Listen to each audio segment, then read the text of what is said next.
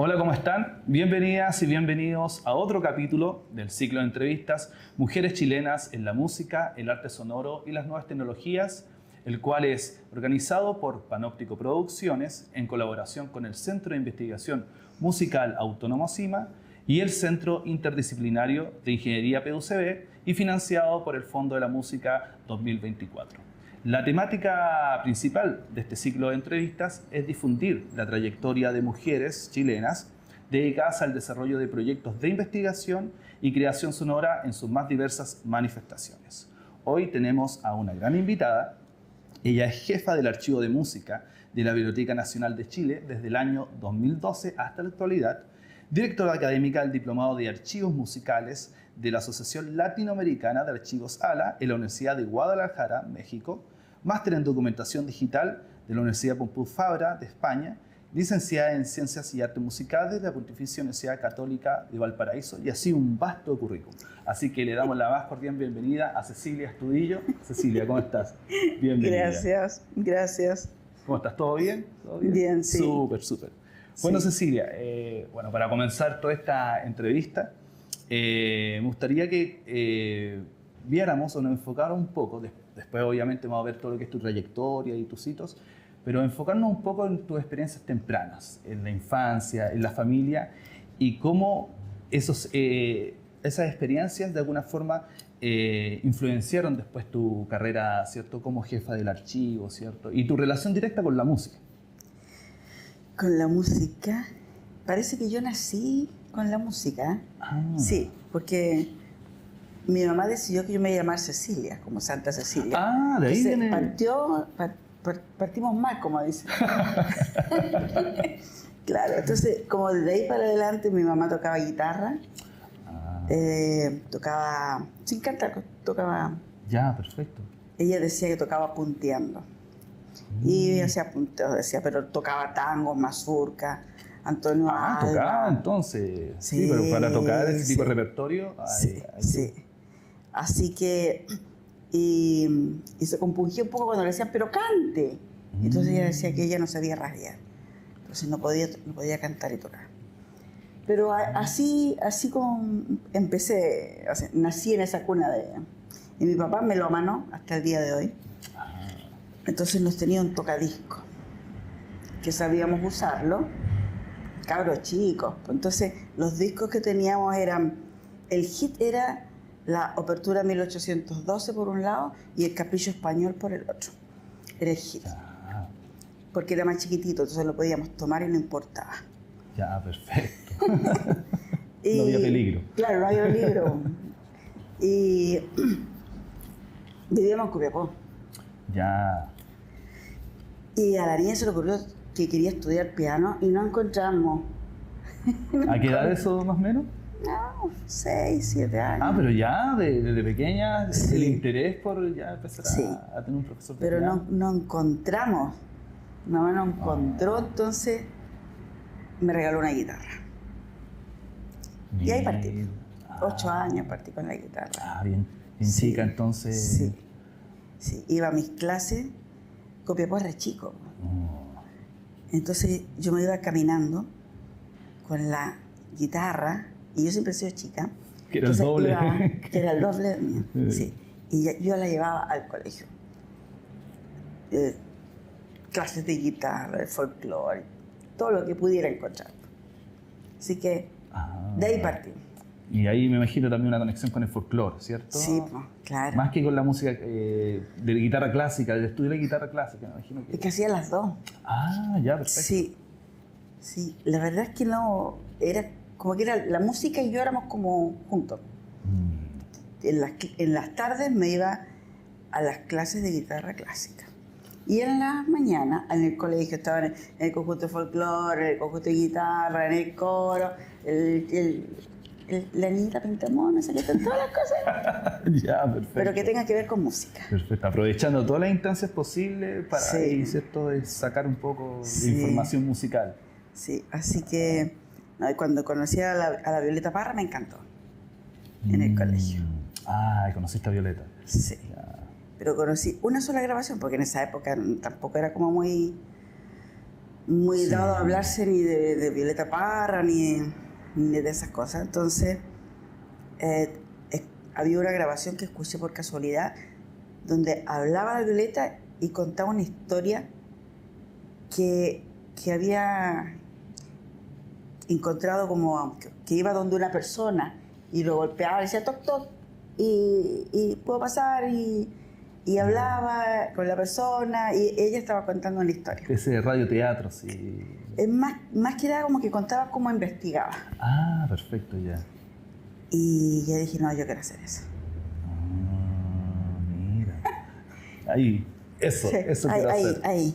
Sí, sí, yo quiero hacer eso. Y, por ejemplo, ahora, pensando, ¿cierto?, como estas experiencias van marcando la vida de uno adulta, Sí, po. ¿cierto?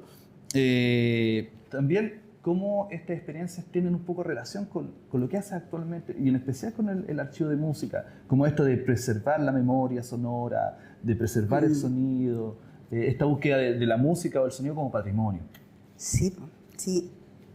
Porque en esa grabación Violeta hablaba de recopilar y ya. de aprender. Y claro, igual fue un largo recorrido antes de llegar a estudiar música. Porque estudié ingeniería primero en la Santa María, sí. electrónica, y de ahí me fui a la Católica, fue un camino largo, Qué llegar a interesante. música, sí. Qué buen punto ese. Sí, y estudié la licenciatura en música, la pedagogía, y ahí me di cuenta que me gustaba la pedagogía.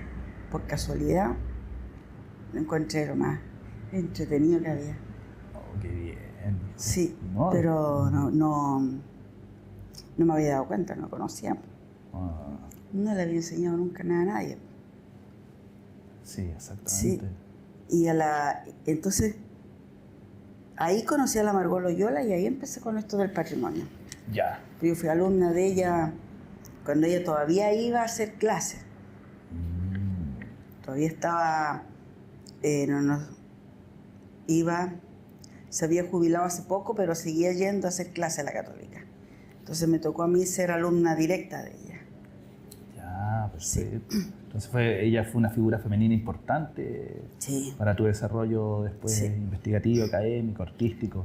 Sí, además que ahí descubrí que había otras personas más que hacían eso que yo había escuchado. Cuando con Violeta Parra. Que hacía la ¿cierto? Violeta, sí. Ah, Sí. Y ahí empecé como a conocer, bueno, de folclore. Yo sabía lo que había aprendido en el colegio, pero al parecer había tenido una buena profesora. Así que estuve ahí en el conjunto folclórico, después ayudándole. Y como a mí me gusta, ¿sabes lo que pasa? Es que, volviendo un poquito atrás, ¿Ya?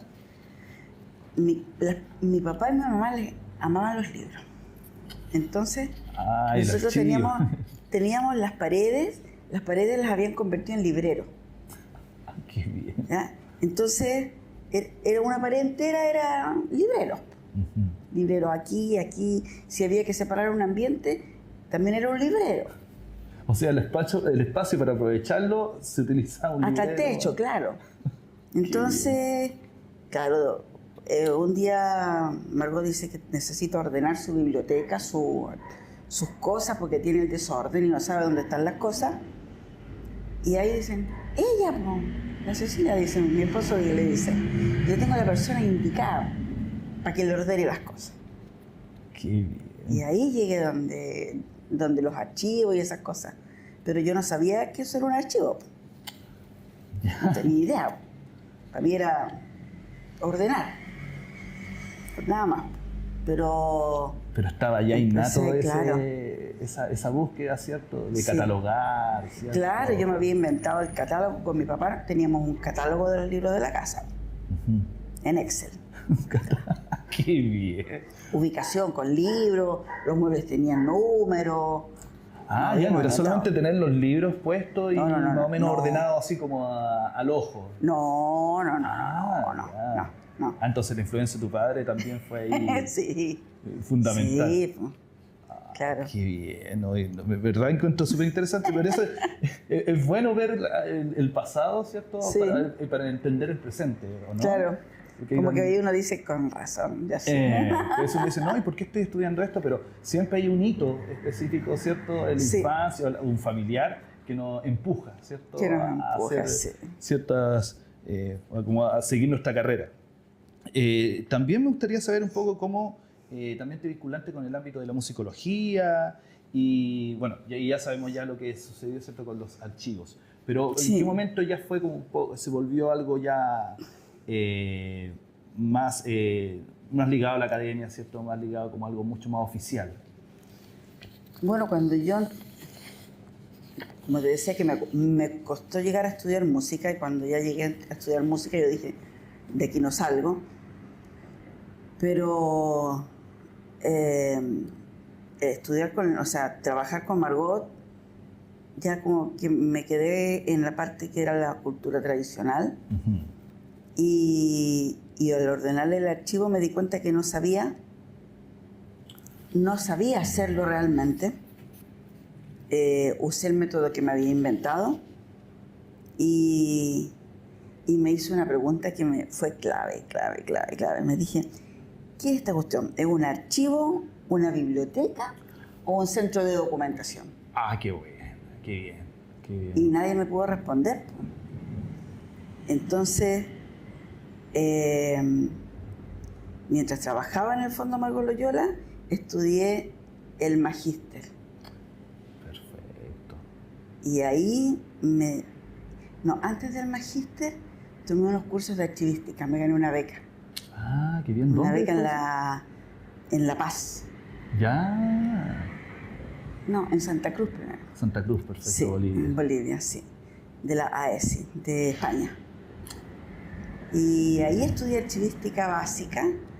Y ahí ya volví y le dije a Margot, ¿sabe qué? Lo que usted tiene no es una biblioteca, es un archivo. Y es su archivo. Y él le estuve tratando de explicar. Y de ahí para adelante ya dije, ya no, esto es archivo. Yo creo que para Margot fue una iluminación, ¿es cierto? Que tú hubieras ido para allá y saber específicamente qué tenían, qué es lo que estaban... Y cómo ordenarlo. Ah. Porque había veces en que no se mezclaba ordenar las cosas como biblioteca, como archivo, y no sabíamos cómo hacerlo. Y ahí me di cuenta que eran súper distintas. Y me di cuenta también de que cuando a ti te decían, ya, archívate estas cuestiones, eso quería decir guardar, pero no quería decir archivar. Ah, entonces, ¿cuál sería como la diferencia entre una biblioteca y un archivo? Como de manera simple para nuestros oyentes. En la biblioteca tú tienes cosas que fueron editadas, que fueron adquiridas, pensando en quién las va a usar. Ya. O sea, tú partes de cero y dices, voy a hacer una biblioteca de música. ¿Para quién? Para estudiantes de violín. Entonces empiezas a juntar cosas que tengan que ver con violín, con teoría, en fin. Y vas así. Por rango etario, claro. ¿cierto? Y todo pensando en quiénes lo van a usar. En cambio, cuando tú haces tus cosas, estás tirando documentos, generas documentos. Sí. Entonces una investigación y generas y haces un formulario y un borrador y todo eso lo vas generando. Eso son documentos de archivo, de tu archivo. Perfecto, ya. Entonces son los originales. En un archivo tú no tienes cosas editadas, podrías tener, si eres escritor, tienes todos los borradores y las versiones de los libros que has hecho. Esas cosas están en tu archivo. Ya, entiendo. Ya, perfecto. Entonces, es todo lo que proviene desde el autor mismo, desde el creador, ¿cierto? Y eso necesita, y tiene obviamente un tipo de organización distinta. Claro, ya. Claro. Hay hartas cosas como bien claves. Por ejemplo, es como medio... siempre trato de explicarlo con los archivos judiciales, que son como más conocidos, más entretenidos. Porque yo digo, si tú tienes... tú cometiste un asesinato, entonces tú tienes ahí tienes el arma, tienes una carta con unas letritas pegadas, con amenaza, tienes un montón de cosas que son las pruebas del caso. Exacto. Entonces, con todo eso tú tienes tu expediente. Ya. Entonces tú vas ordenando expedientes, que son cada caso. Entiendo. Entonces, si tú sacas de ahí la carta esta, el anónimo, y lo guardas como en una biblioteca, lo guardarías con todas las cartas. Exacto, de diferentes autores, diferentes casos, ¿cierto? Claro, Diferentes pero casos. al expediente le sacaste la carta y en la carta iban las huellas, iba el mensaje, iba todo. Entonces el expediente se murió. Ah, ya, sí, se entiende perfectamente. Aparte que siempre está como esa confusión entre el trabajo, ¿cierto? De que trabaja en un archivo y la persona que trabaja directamente en una biblioteca. Claro, y la Margot investigaba. Entonces grababa cassette, hacía entrevistas, sacaba fotos, hacía dibujos, escribía, tomaba apuntes, tenía cuadernos. Y todo eso del viaje a Chiloé de 1852. Perfecto. Y todo eso había que guardarlo junto. Ella hacía una bitácora entonces para todos. Claro. Para todos sus. No solamente se dedicaba a crear, sino investigaba, generaba. Es que ella era más investigadora que creadora. Ya. Perfecto. Su ámbito iba por ahí. Y la interpretación, que era sí, genial. un genio, Sí, la interpretación. Hasta ahora es todavía una figura icónica, ¿cierto? Claro. Del desarrollo del folclore y la música Claro. en Chile. Oh, qué interesante, Cecilia. También me gustaría, bueno, ya nos has explicado bien que trabajaste mucho con Margot Loyola. ¿Eso fue, cuántos años estuviste con ella trabajando? A ver, del 2001 al 12. Al 12. ¿Tú fuiste tú fuiste la primera que lo organizó o empezó ¿cierto? A explicarle que de verdad ella tenía un archivo y que tenían que trabajarlo de una manera específica? Claro, pero ella cuando lo fundó con un musicólogo, con Agustín Ruiz. Ya. Él fue el que tuvo la visión de decir, no, esta cosa es valiosa, hay que guardarla, no las pierdas, no las botes, y digitalizó las cintas reel. Ya. Y él partió con eso. Perfecto. Y después llegué yo y ella me encargó que, por un lado ordenara, sí, pero lo que más me encargó ella fue que lo abriera a la comunidad. Ya, qué bien. Entonces las condiciones eran, tiene que poderse ver, tiene que poderse consultar y gratis. Si no, me llevo todo para la casa. Y en ese tiempo todavía no era tan masivo el uso de internet, ¿cierto? No, todavía ¿cierto? Todavía no podrías usar un Drive, o ahora la facilidad que hay para hacer un sitio web, ¿cierto? Donde uno puede tener archivos. No, para nada. Yo en el Magíster aprendí, hice el primer sitio web del Fondo Margot Loyola, ese lo hice, pero a pulsos. Me imagino. Sí. Desde el diseño hasta todo, subir las cosas, la base de datos, todo, tuve que inventar todo. Trabajo gigante, me imagino. Pero entretenido, súper. Sí, me imagino cómo vas descubriendo datos, detalles de su historia. Claro. Vas conociendo a la persona, porque me imagino la persona o cualquier persona cuenta ciertas cosas de uno. Claro. Pero el archivo te puede mostrar cosas que la persona no te dice. Claro. Empieza a tener una visión distinta, casi un psicoanálisis un poco de... Incluso porque tú sabes los pasos que daba para hacer ciertas cosas, por ejemplo. Cómo investigaba, qué hacía, su metodología de trabajo. Todo eso te lo da el archivo. Sí. No te lo da la biblioteca. Sí, exactamente.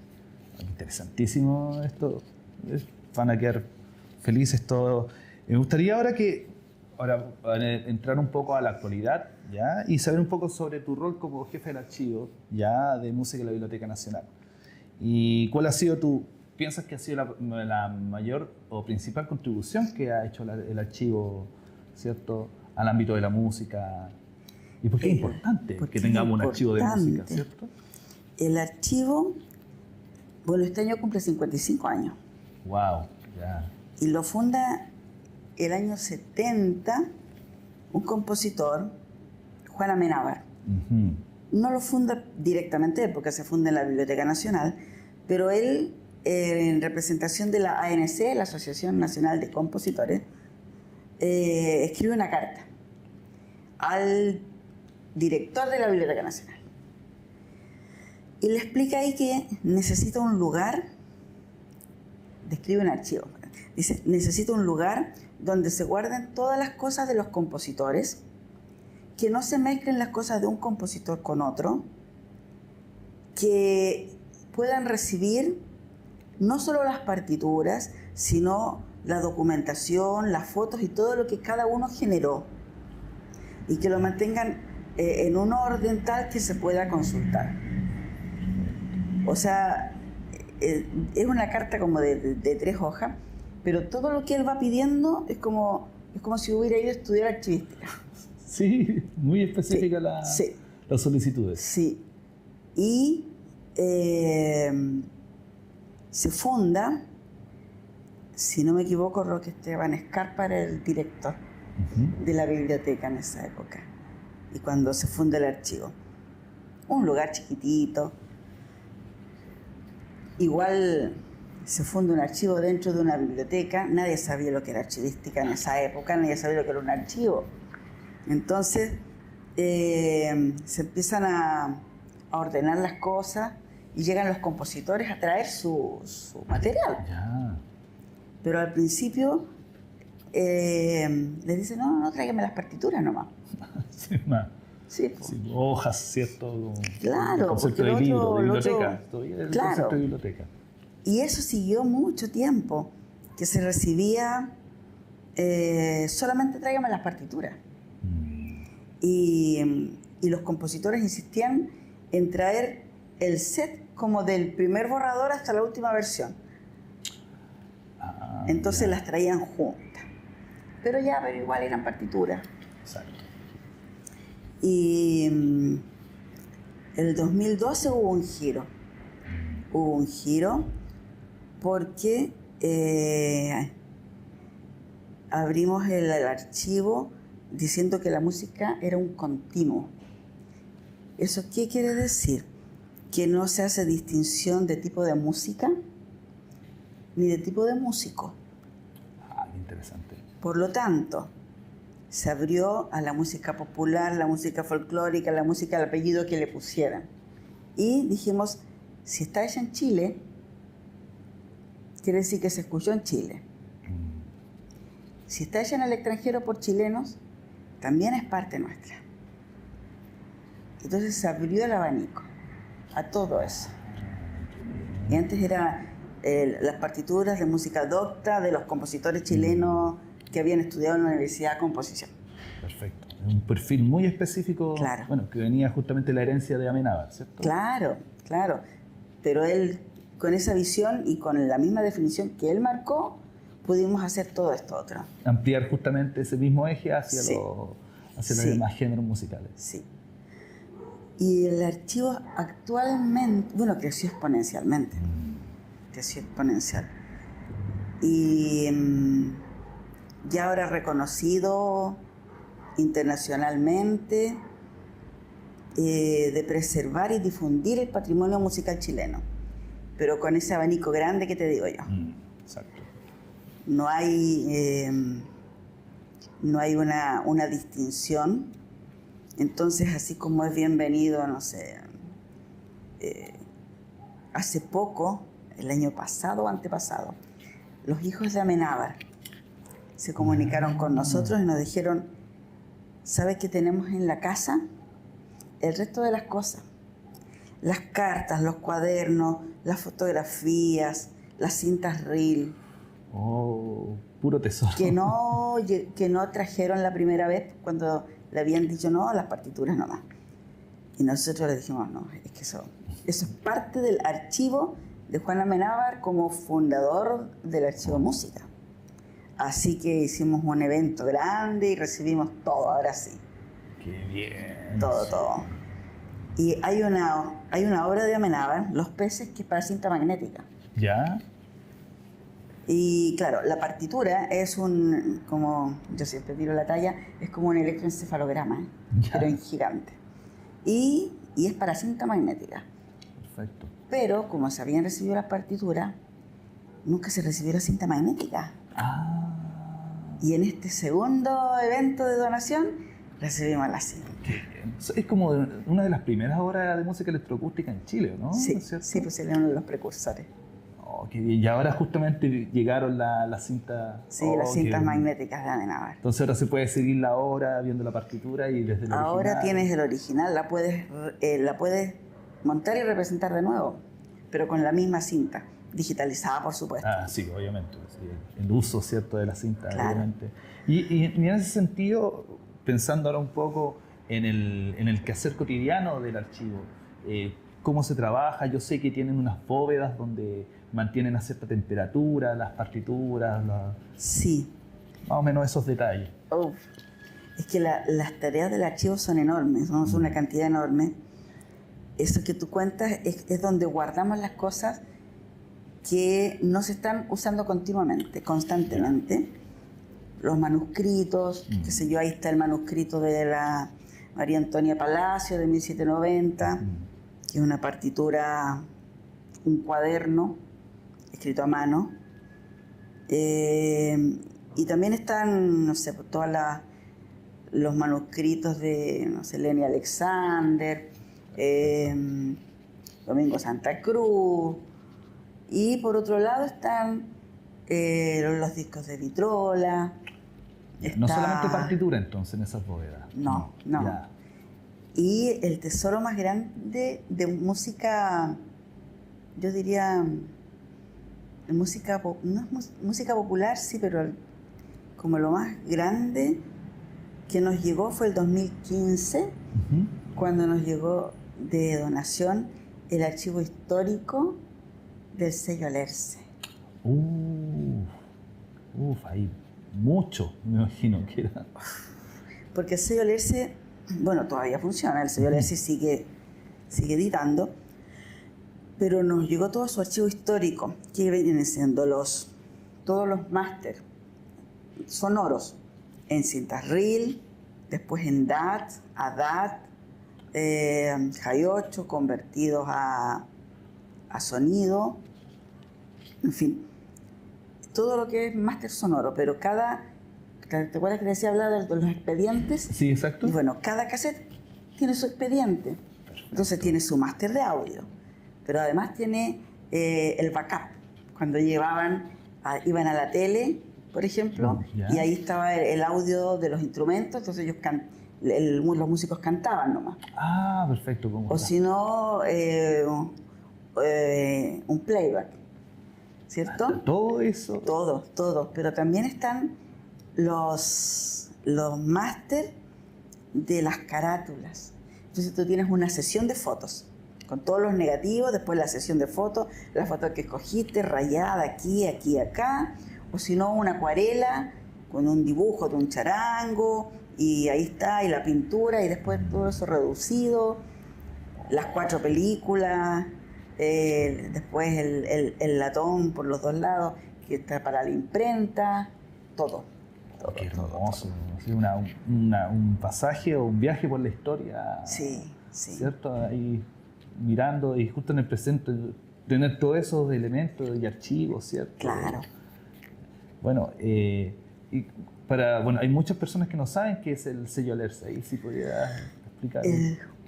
El sello Alerce, un sello editor de música, fue el primer sello independiente y el más grande que fue creado en 1976. Ese sello fue creado en plena dictadura. Fue un desafío, porque había muchos músicos que estaban vetados. Entonces no tenían dónde grabar y tampoco tenían escenario. Perfecto. Y Ricardo García, que tenía un programa de radio, había animado el Festival de Viña, era un hombre de radio muy importante, y él funda este sello y le pone de eslogan La Otra Música, y el logo es un Alerce que está cortado y está en el suelo tumbado, pero sale del tronco un renuevo con una Alerce chiquitita. Qué simbólico. Qué lindo. Entonces, la música que está grabada en el sello Lerce es música que no está grabada en ninguna otra parte y que es una enormidad de música que se hacía en Chile entre el 73 y el 90, por ejemplo. Ya. A pesar de que después sigue. Perfecto. Compleja etapa, ¿no? Sí. Para llevar a cabo. Y justamente la música y en especial también los cassettes sirvieron como una forma también de evadir la represión, de comunicar. Claro. Hablamos con Laura Jordán, que también tuvo de entrevistada, y nos contaba de cómo también se mandaban cartas mediante cassette o mediante diferentes formatos. Claro. Entonces Mucho. el sello también respondía, ¿cierto?, a esa forma de difundir la música de manera, ¿cierto?, un poco más subliminal. De hecho, todos, o sea, Ricardo García y todos en Alerce sabían que cuando alguien compraba el cassette virgen, después iban a hacer un montón lo que le íbamos a copiar y copiar y copiar. Y tú tenías muchas veces el cassette del amigo del amigo del amigo. Sí, totalmente. No, y aparte que era muy accesible tener un cassette. Claro. A diferencia del vinilo, ¿cierto? Que Claro. aparte que tampoco es tan fácil llegar y grabar un vinilo, ¿cierto? No. Pero el cassette teníamos la oportunidad, el que tenía también una grabadora con 2 caseteras, era copiaba el cassette. copiaba cassette. Sí. Tenemos otro sello que nos llegó hace poco, que fue de la misma época, el sello Raíces. Ya. Que lo hizo un ingeniero, Ramón Andreu, ingeniero químico, pero que además era músico. Él es Tuno. Tuno. Sí. Ramón Andreu. Perfecto. Sí, el Tuno. Y él hizo su sello chiquitísimo, con un total de personal de 1. Y Ya, perfecto. Le salían baratos los sueldos. Claro. Las imposiciones. Pero, por ejemplo, el primer cassette que sacó, porque eso también nos llegó a nosotros al Archivo de Música, él fue a un evento del Festival de San Bernardo. Ya. Y ahí se estaba haciendo el primer encuentro de payadores. Entonces él llega con un cassette de cromo a la mesa. Y ahí tiene su primer máster. Ah. Entonces, mientras estaba el Festival de San Bernardo, él en la casa conectaba 5 radiocassettes. Y hacía 5 copias, 10, 20, 30, 40, 50 copias. Les hizo la carátula, partimos al festival, cassette del primer encuentro. Qué bien, qué bien. Sí, Oh, así qué fue. capacidad, o sea, de cómo difundir, porque ahora actualmente, como son las redes sociales, cómo ha transformado la manera en que, cómo la música circula, ¿o no? Claro, claro. Y en ese sentido, hablando un poco de la actualidad, me gustaría saber si de alguna forma las nuevas tecnologías han influido en la manera de operar del archivo de música, si han tenido que adaptar algún tipo de nuevas tecnologías o se mantienen todavía ciertas formas, cierto, más antiguas, cierto, de trabajo. Tenemos que tener, lo que pasa es que tenemos que tener de todo. Porque, por un lado, si tenemos cinta reel, necesitamos reproductores de cinta reel para poder hacer los correos. Totalmente. Por ejemplo, tenemos una colección de como 300 rollos de pianola. Y para poder digitalizarlas, ¿qué necesitamos? Una pianola. Entonces, tenemos la pianola. Ya. O sea, siempre decimos nosotros, un archivo que se precie tiene que poder tener todas las máquinas reproductoras que extraigan la información de los documentos que tiene. Perfecto. Entonces el proceso siempre hacia la digitalización necesariamente va a tener que tener la maquinaria o ¿cómo se llama? El artefacto. El original, ¿cierto? claro, restaurado. Y eso va de la mano con que trabajemos con los software actuales y tengamos que digitalizar y todo eso.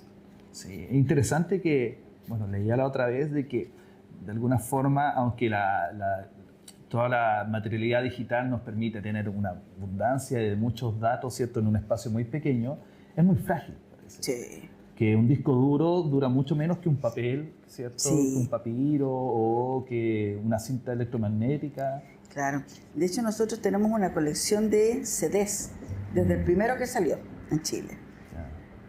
Pero estamos muy atrasados ahora, porque tenemos que digitalizarlos todos, pasarlos a WAV y guardarlos en disco duro, porque muchos ya perdieron la información. Estamos hablando de CDs que tienen más de 10 años. Pero tenemos guardado un cuaderno de partitura de 1790. Exactamente. Que está intacto. Exactamente. Es interesante, yo encontré muy interesante eso porque nos habla nuevamente de pensar que todo se tiene que digitalizar excesivamente.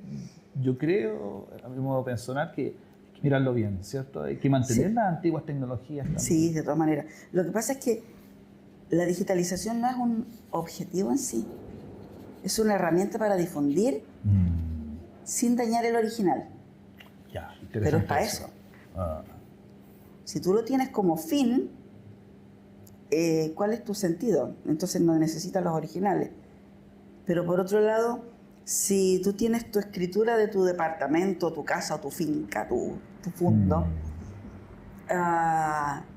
y me mandas a mí un PDF, Ajá.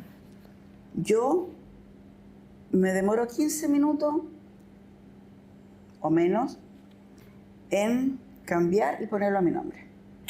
Además, por la facilidad que tiene el cierto... Pero tú tienes el papel original. Sí, ahí cambia totalmente. Entonces, mucho más complejo. Se necesitan los metadatos, se necesita incrustar metadatos en los documentos, se necesita un montón de otras cosas extra al documento digital para poder demostrar que es igual al original o que es un original. Exactamente. Y ahí te vas metiendo en el mundo de los metadatos, que ya esa es otra cosa. Sí, yo creo que va a llegar un momento clave, que tanta dependencia de ese mundo digital nos puede jugar en contra, ¿cierto? Un equilibrio, hay un balance, claro, sí, ¿cierto? Es necesario balance. Sí. Bueno, Cecilia, me gustaría seguir conversando. Está muy buena esta conversación, no sé, tantos datos que nos has dado hoy, pero ya tenemos que empezar a llegar ya al cierre de la entrevista. Pero antes, igual, me gustaría que, si es posible, que dieras un consejo a todos los espectadores que están viendo este programa y en especial a los que quieran seguir en la línea, ¿cierto?, del archivo, o seguir en la archivística, o de poder, porque a veces uno no conoce mucho, o es musicología, o es interpretación, o es composición musical. Entonces, claro. ¿qué consejo dirías a todas las personas que tienen un compositor o tienen elementos, ¿cierto?, de que podrían trabajar en un archivo, ¿cierto? ¿Qué consejos podrías darle tú a esas personas? En realidad, como consejo, es como complicado dar consejo. Ya, sí. Es como recomendar. Mejor es recomendar, ¿sí? Pero lo que yo puedo decir es que uno ya tiene, cuando tú empezaste a generar, si eres músico de cualquier área, tú ya te lo puedo dar firmado que tú tienes tu archivo. A lo mejor lo tienes desorganizado, a lo mejor lo tienes todo en un closet y no encuentras las cosas. Pero tú tienes ahí el archivo nace cuando tú empezaste a producir. Entonces, lo que yo recalcaría, y no me canso de decir, es que la biblioteca y el archivo no son lo mismo. No hacen lo mismo, no tienen lo mismo, y si tratas como biblioteca un archivo, lo puedes destruir. Ya. Sacando las cartas, puedes borrar las pruebas. Exactamente. Por lo tanto, si tú tienes tu propio archivo, hay alternativas básicas, elevadas, hay de todo, como para informarte de lo que son los archivos. Pero si tú produces cosas, tienes un archivo. Si tú compras y juntas cosas, puedes tener colecciones, bibliotecas, fonotecas. Ya. Entonces la producción personal siempre va a ser, uno siempre va produciendo un archivo cuando nuestras obras, lo que vamos haciendo, Claro. ¿cierto?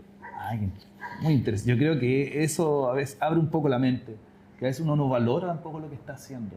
También. ¿Cierto? Dice, no, que esta obra que hice no me gustó mucho, así que la boto o la dejo ahí en el baúl de los recuerdos bien escondida. Sí, no, pero está en todo tu derecho de votar lo que quieras. Perfecto. Cecilia, muchas gracias por la Entrevista, de verdad, agradecidos por haber aceptado nuestra invitación. Interesantísima conversación, como siempre. Me encanta, así después, entre bambalinas, seguiremos conversando, creo yo. Y muchas gracias a todos. Los dejamos bienvenidos después para el próximo capítulo de este ciclo de entrevistas Mujeres Chilenas en la Música, el Arte Sonoro y las Nuevas Tecnologías, que es financiado por el Fondo de la Música, Convocatoria 2024. Así que muchas gracias. Nuevamente, gracias, Cecilia. Gracias. Nos vemos hasta otro capítulo. Chao, chao.